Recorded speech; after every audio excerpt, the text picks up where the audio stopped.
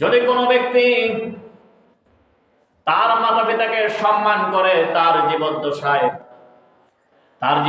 যতদিন তার মাতা পিতা দুনিয়ার মধ্যে বেঁচে থাকবে, ততদিন পর্যন্ত সে যদি তার মাতা পিতাকে সম্মান করে, আল্লাহর রাসূল বলেন তার মানে সে আমাকে সম্মান করলো, আমার একটি আদর্শকে একটি সম্মান করলো।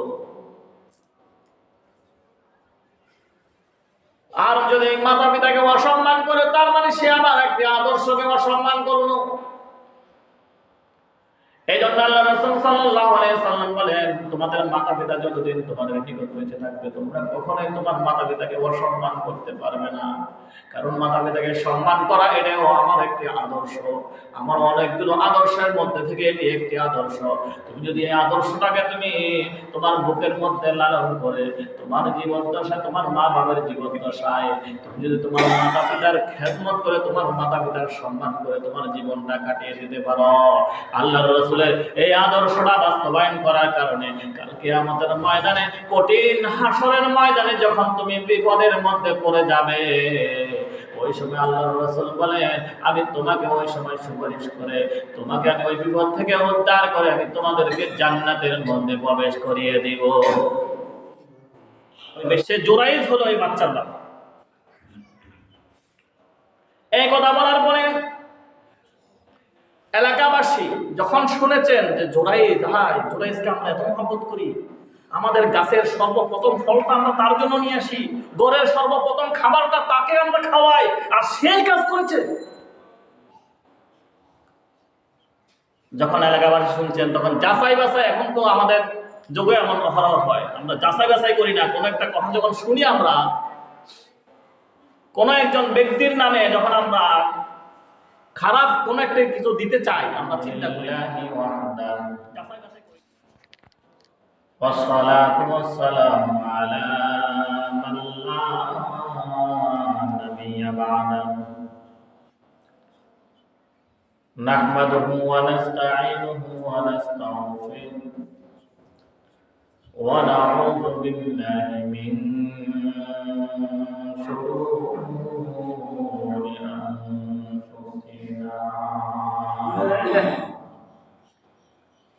ومن سيئات أعمالنا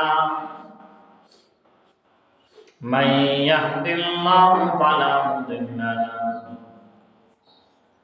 ومن يضلله فلا هادي له وأشهد أن لا إله إلا الله وحده لا شريك له وأشهد أن سيدنا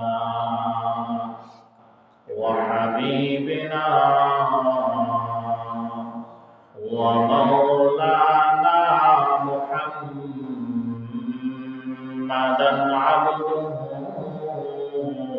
ورسوله أرسله بالحق بشيرا ونذيرا وداعيا إلى الله بإذنه وسراجا منيرا. أما بعد، وقال تعالى في كلامه المجيد وفرقانه الحميد. أعوذ بالله من الشيطان الرجيم.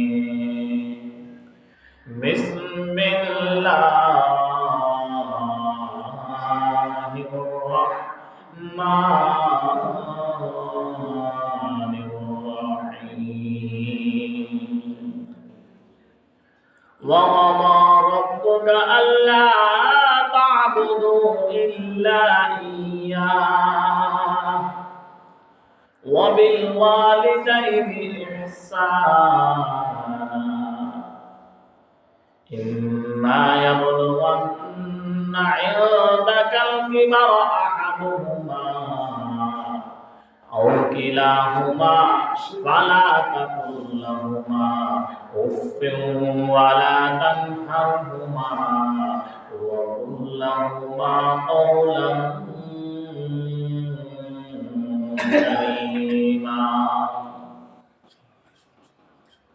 وقال تعالى: ما كان محمد أبا أحد من رجالكم ولكن رسول الله وخاتم النبيين وكان الله بكل شيء عليما. إن الله وملائكته يصلون على النبي يا أيها الذين آمنوا صلوا عليه وسلموا تسليما. صلوا على إبراهيم كشف الدجى بجماله حسنت جميع خصاله صلى الله عليه وآله. اللهم صل على محمد وعلى آل محمد كما صليت على إبراهيم وعلى آل إبراهيم إنك حميد مجيد. اللهم بارك على محمد وعلى آل محمد كما باركت على إبراهيم وعلى آل إبراهيم إنك حميد مجيد. الحمد لله। মহান রব্বুল আলামিনের দরবারে অসংখ্য শুকরিয়া। পাশাপাশি রাসূলুল্লাহ সাল্লাল্লাহু আলাইহি সাল্লামের শানে দুরূদ সালাম পাঠের মাধ্যমে আমরা সকলেই আমাদের নিজের ব্যক্তিগত, পারিবারিক, সামাজিক সকল ধরনের কাজ থেকে নিজেকে পৃথক করে মহান রব্বুল আলামিনের আদেশ পালনার্থে আগে আগে এসে কিছু কোরআন হাদিসের কথা শোনার আল্লাহ তাআলা তৌফিক দান করেছেন। এই জন্য অন্তরস্থল থেকে মহান রব্বুল আলামিনের দরবারে শুকরিয়া আদায় করি। আলহামদুলিল্লাহ, আলহামদুলিল্লাহ। রাসূলুল্লাহ সাল্লাল্লাহু আলাইহি ওয়াসাল্লামের শানে দুরূদ শরীফ পাঠের পর আমি খুতবার মধ্যে যে একটি আয়াতে কারিমা তেলাওয়াত করেছি, ধারাবাহিক আলোচনা হিসেবে ইনশাআল্লাহ বাকি আলোচনাগুলো করার জন্য চেষ্টা করব ইনশাআল্লাহ। আমরা আজকে থেকে আরো এক জুমা পূর্বে আলোচনা করেছিলাম বিররুল ওয়ালিদাইন সম্পর্কে, মাতা পিতার প্রতি সদাচরণ সম্পর্কে।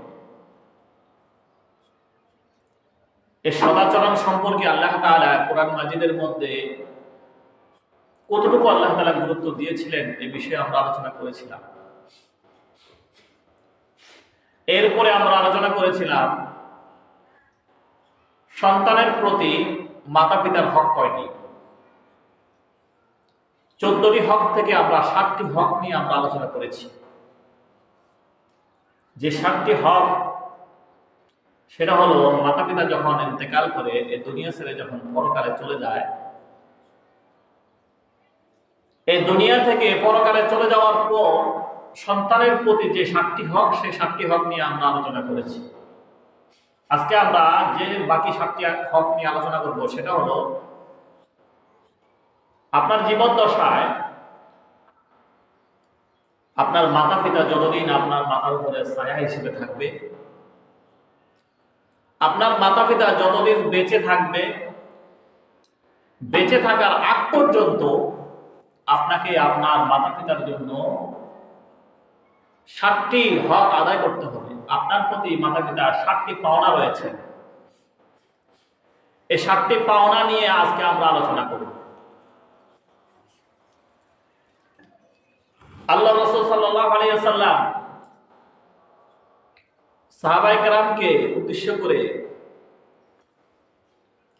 প্রতিটা বিধান, মানুষ চলার জন্য যা যা প্রয়োজন, প্রত্যেকটা বিধান আল্লাহ রাসূল পুঙ্খানুপুঙ্খানুভাবে বিস্তারিতভাবে বর্ণনা করে দিয়েছিলেন।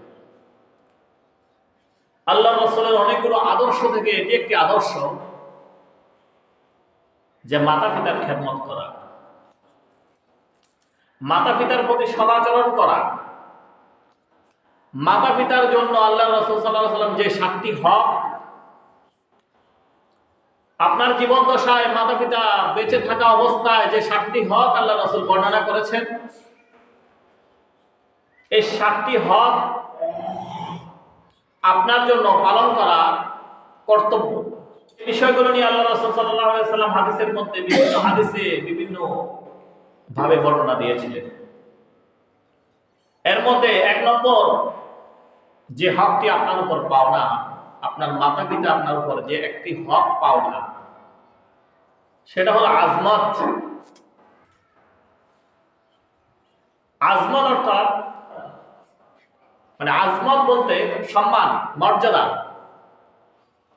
আপনার মাতা পিতাকে আজমত করতে হবে, সম্মান করতে হবে, সম্মান দিতে হবে।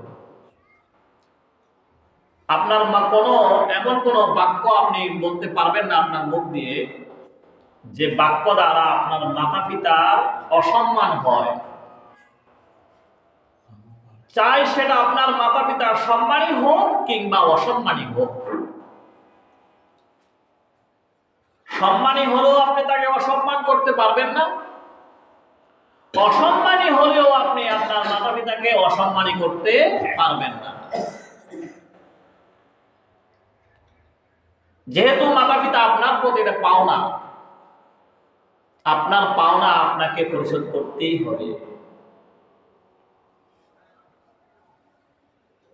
পাওনাদারের ব্যক্তির নিকট যা পাওনা থাকে, যিনি পান তিনি কেমন সেটা দেখতে হয় না, দেখা লাগে না, সেটা দেখার বিষয় না। তার মূলত দেখার বিষয় তার কাছে কি পায়। যেটা পায় পাওনাদার যেমনই হোক না কেন, পাওনাদারের নিকট পাওনাদারের যে হকটা রয়েছে সেটা পৌঁছে দেওয়া, এটা হলো দায়িত্ব। তদ্রূপ আপনার মাতা পিতা আপনার উপর পাওনাদার রয়েছে। যে 14টি পাওনা, 14টি থেকে যে 7টি পাওনা জীবন দশায়, এই 7টি পাওনা থেকে একটি পাওনা হলো আজমত, সম্মান পাওয়া। আপনার থেকে সম্মান, আপনি মাতা পিতাকে সম্মান দিতে হবে, আজমত করতে হবে, অসম্মান করা যাবে না। যে কোনো প্রকারে আপনি আপনার মাতা পিতাকে আপনি সম্মান করতেই হবে। এই জন্য যুবকদের উদ্দেশ্যে বলবো, যাদের মাতা পিতা এই দুনিয়াতে এখনো বেঁচে রয়েছে, কখনোই আমরা আমাদের মাতা পিতাকে আমরা অসম্মান করব না। যদি আমরা অসম্মান করি, মাতা পিতাকে অসম্মান করা মানি আল্লাহ রাসূলের আদর্শ না মানা। কারণ আল্লাহ রাসূল সাল্লাল্লাহু আলাইহি ওয়াসাল্লাম বলেছেন, যদি কোনো ব্যক্তি তার মাতা পিতাকে সম্মান করে তার জীবদ্দশায় কিংবা তার মাতা পিতার জীবদ্দশায়, তার জীবদ্দশায় যতদিন তার মাতা পিতা দুনিয়ার মধ্যে বেঁচে থাকবে, ততদিন পর্যন্ত সে যদি তার মাতা পিতাকে সম্মান করে, আল্লাহ রাসূল বলেন তার মানে সে আমাকে সম্মান করলো, আমার একটি আদর্শকে একটি সম্মান করলো। আর যদি মাতা পিতাকে অসম্মান করে, তার মানে সে আমার একটি আদর্শকে অসম্মান করলো। এই জন্য আল্লাহ রাসূল সাল্লাল্লাহু আলাইহি ওয়াসাল্লাম বলেন, তোমাদের মাতা-পিতা যতদিন তোমাদের নিকট বেঁচে থাকবে তোমরা কখনোই তোমার মাতা-পিতাকে অসম্মান করতে পারবে না। কারণ মাতা-পিতাকে সম্মান করা এটাও আমার একটি আদর্শ। আমার অনেকগুলো আদর্শের মধ্যে থেকে এটি একটি আদর্শ। তুমি যদি এই আদর্শটাকে তুমি তোমার বুকের মধ্যে লালন করে তোমার জীবন দশায়, তোমার মা বাবার জীবন দশায় তুমি যদি তোমার মাতা-পিতার খেদমত করে, তোমার মাতা-পিতার সম্মান করে তোমার জীবনটা কাটিয়ে দিতে পারো, আল্লাহর রাসূলের এই আদর্শটা বাস্তবায়ন করার কারণে কাল কিয়ামতের ময়দানে, কঠিন হাসরের ময়দানে যখন তুমি বিপদের মধ্যে পড়ে যাবে, ওই সময় আল্লাহর রাসূল বলেন, আমি তোমাকে ওই সময় সুপারিশ করে তোমাকে আমি ওই বিপদ থেকে উদ্ধার করে আমি তোমাদেরকে জান্নাতের মধ্যে প্রবেশ করিয়ে দিব। আর যদি তুমি যদি তোমার মাতা পিতাকে অসম্মান করো, অমর্যাদা করো, যদি মর্যাদা না দাও, প্রথমে বলেছিলাম মাতা পিতা যদি সম্মানী হয় এরপরও সম্মান দিতে হবে, আর যদি অসম্মানী হয় এরপরও সন্তানকে মাতা পিতাকে সম্মান করতে হবে। এটি হলো আমার আল্লাহর রাসূল, আমার রাসূলের শিক্ষা। আমার রাসূল সাল্লাল্লাহু আলাইহি ওয়াসাল্লাম বলেছেন, তুমি যদি তোমার মাতা পিতাকে অসম্মান করো তার মানে তুমি আমাকে অসম্মান করেছো। কারণ আমাদের আদর্শকে অসম্মান করা মানে আমাকে অসম্মান করা। আর মাতা পিতাকে সম্মান করা এটা হলো আমার রাসূলের একটি আদর্শ। এই ব্যাপারে সাহাবায়ে কেরামকে শিক্ষা দেওয়ার জন্য আল্লাহর রাসূল বিভিন্ন ঘটনাও বর্ণনা করেছে। বুখারী শরীফের মধ্যে একটি ঘটনা আল্লাহর রাসূল সাল্লাল্লাহু আলাইহি ওয়াসাল্লাম নিজে বর্ণনা করেন। বুখারী শরীফের মধ্যে উল্লেখ রয়েছেন জুরাইজ নামক আল্লাহর ওলির ঘটনা। জুরাইজ বনী ইসরাইলের যুগে অনেক বড় একজন আল্লাহর ওলি ছিলেন। আল্লাহর রাসূল সাল্লাল্লাহু আলাইহি ওয়াসাল্লাম সাহাবাদেরকে এই ঘটনার বর্ণনা করেন। আর এই হাদিসটাই আবার এই বুখারী শরীফের মধ্যে এসেছে। জুরাইজ তিনি ছিলেন অনেক বড় একজন আল্লাহর ওলি, বিখ্যাত ওলি। সারা দিন তিনি আল্লাহ তাআলার কি করতেন? ইবাদত করতেন। রাত দিন 24 ঘন্টা শুধু আল্লাহ তাআলার ইবাদতের মধ্যে নিজেকে কাটিয়ে দিতেন। রাতভর নফল নামাজের মধ্যে মগ্ন থাকতেন। আর সারা দিন দিনের বেলা তিনি রোজার মধ্যে নিজেকে কাটিয়ে দিতেন। তার জীবন দশায় সব সময় তিনি নিজেকে রোজার মাধ্যমে কাটিয়েছিলেন। বুখারী শরীফের মধ্যে আল্লাহর রাসূল সাল্লাল্লাহু আলাইহি ওয়াসাল্লাম বর্ণনা করেন, এই জুরাইজ আল্লাহর ওলি কেমন আল্লাহর ওলি ছিলেন? তিনি একটি জুফরি ঘর তৈরি করে সেই জায়গায় বসবাস করতেন যেন কেউ ডিস্টার্ব দিতে না পারে, তার ইবাদতের মধ্যে যেন যে কেউ ক্ষতি করতে না পারে। এই জন্য একটি ঘর তৈরি করে, একটি ঘর নির্মাণ করে ওই ঘরের মধ্যে বসে বসে আল্লাহর ওলি জুরাইজ সব সময় ইবাদত করতেন। আর ওই গ্রামবাসী সব সময় ওই আল্লাহর ওলি জুরাইজের নিকট যেতেন, দোয়া চাইতেন।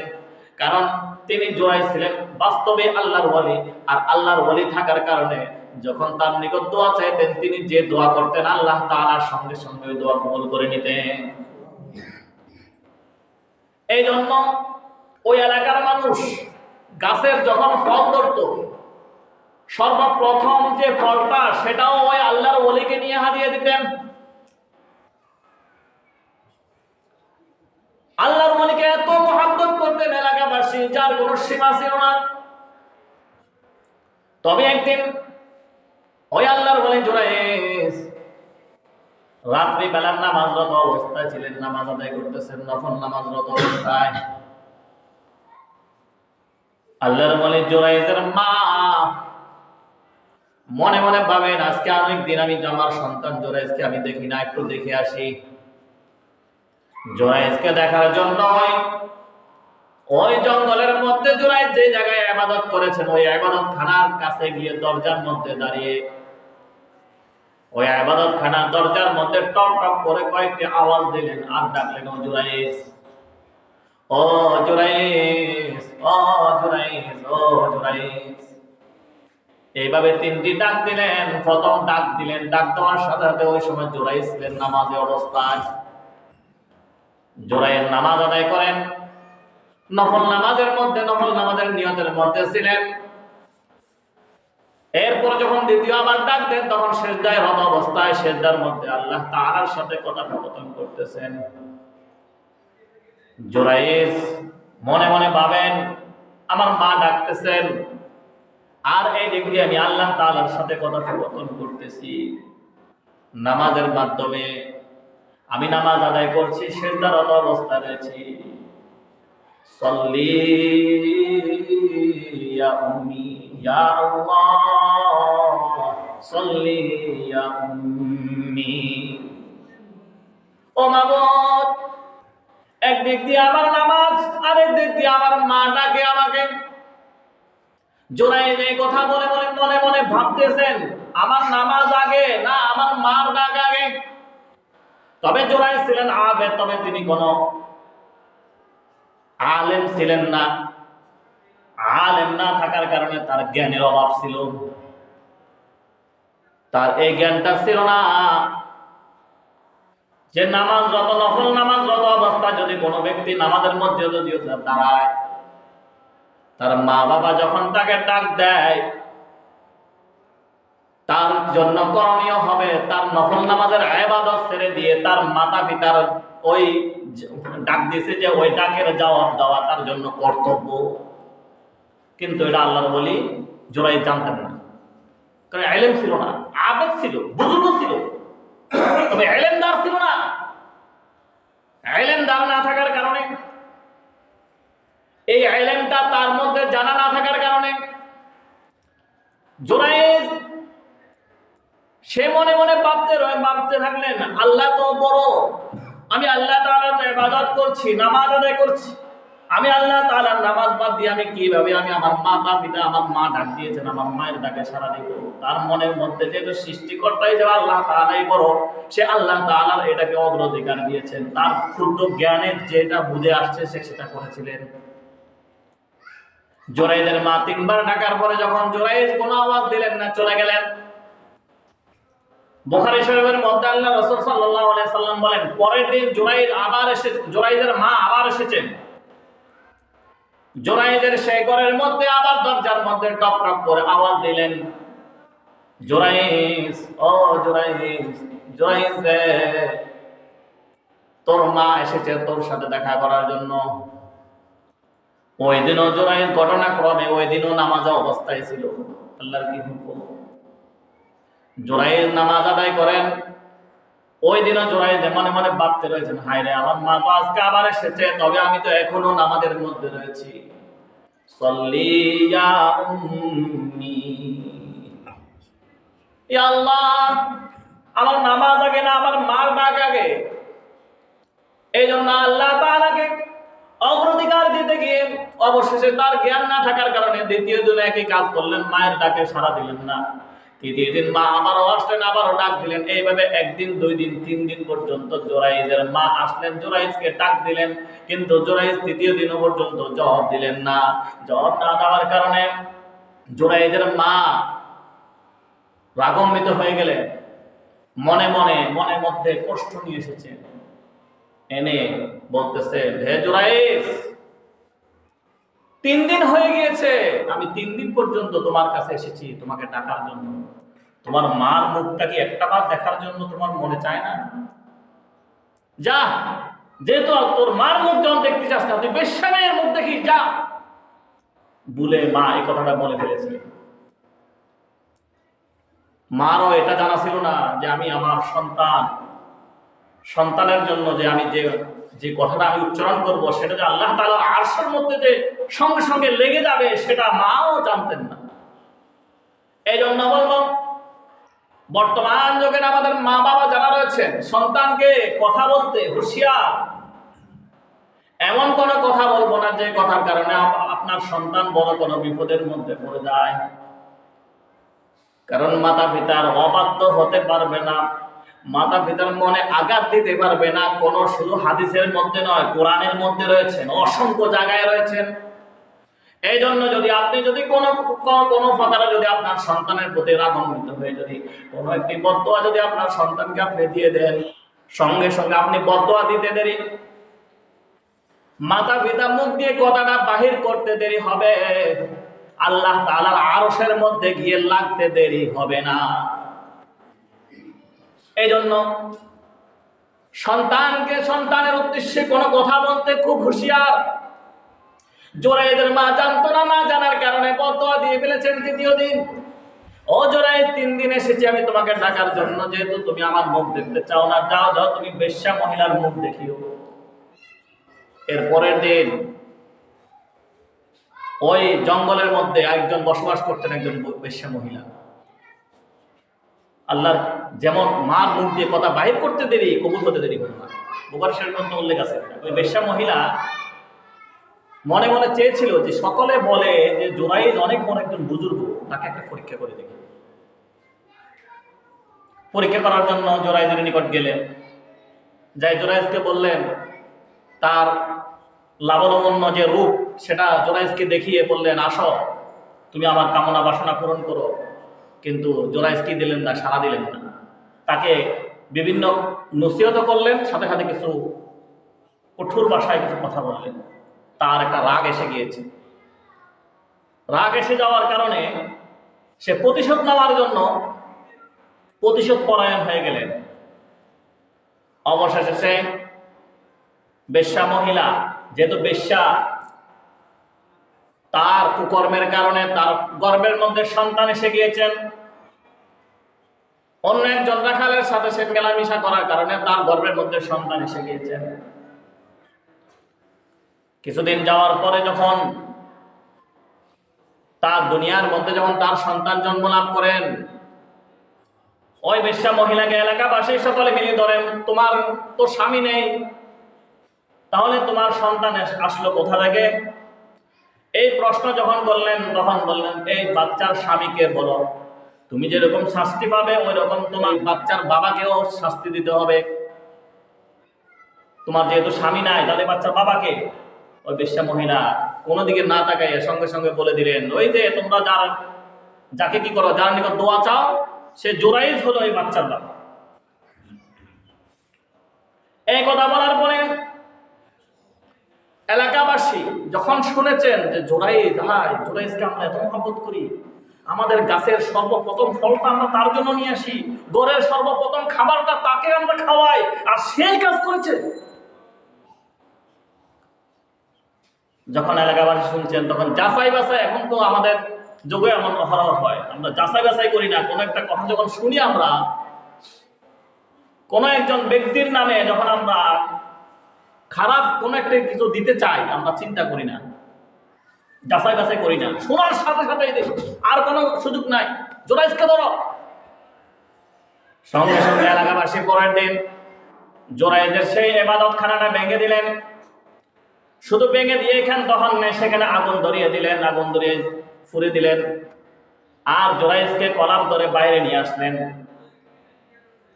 যখন কেউ কেউ মারতে চাচ্ছে, কেউ কেউ এমন এমন ভাষা তাকে ব্যবহার করছে, তার মনের মধ্যে অনেক আঘাত। তবে আঘাত থাকা সত্ত্বেও সে কোনো কথা বলার সুযোগ পায় নাই, আর সে কথা বলেননি, কারণ সে তো বুঝে গিয়েছেন আসলে আমার যে এই এতদিন পর্যন্ত তারা আমাকে এত মহব্বত করতো, এত আদর করতো, কিন্তু আজকে এত শক্তি কেন, এত বিরোধিতা কেন? এর অন্য কোনো কারণ নাই। কারণ জোরাইদ তো তার মনে আছে যে কিছুদিন আগে সে তার মার কি করেছিলেন, সে তার মারা দোয়া করেছিলেন, আমার মুখ যখন দেখতে চাস না, তুই বেশ্যার মুখ দেখিস। আমার মায়ের বদদোয়া, আমার মায়ের বদদোয়ার কারণে আল্লাহ তাআলা আমাকে শাস্তি দিচ্ছেন দুনিয়ার মধ্যে। জোরাইদ যেহেতু বোঝার আর বাকি নাই, জোরাইদ সকলের শাস্তিকে নিজে মাথা পেতে নিলেন। মাথা পেতে নেওয়ার পরে একবারও প্রশ্ন করলেন না, তোমরা আমাকে কেন মারতেছো?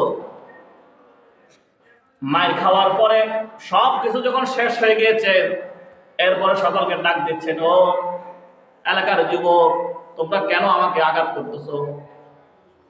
আমাকে কেন মারতেছো? এত মহব্বত করো, আজকে এত শক্তি কেন? তখন যুবকরা ডাক দিয়ে বলে, কেন তুমি কি জানো না